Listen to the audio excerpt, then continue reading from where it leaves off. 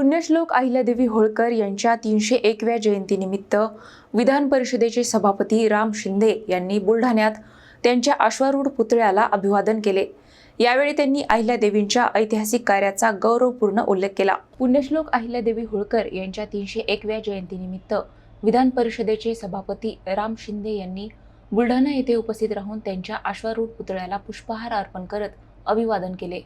यावेळी आयोजित कार्यक्रमात त्यांनी अहिल्यादेवी होळकर यांच्या कार्याचा गौरवपूर्ण आढावा घेत त्यांच्या विचारांना व कार्याला उजाळा दिला।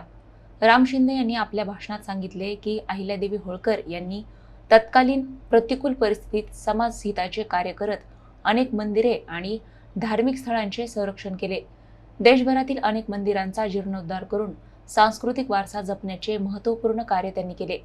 याशिवाय शेतकरी, महिला आणि समाजातील वंचित घटकांच्या कल्याणासाठी अहिल्यादेवींनी मोठे योगदान दिल्याचे त्यांनी नमूद केले। कार्यक्रमाला आमदार संजय गायकवाड, माजी आमदार विजयराज शिंदे, समाजाचे नेते नंदू लवंगे तसेच धनगर समाजातील महिला पुरुष मोठ्या संख्येने उपस्थित होते।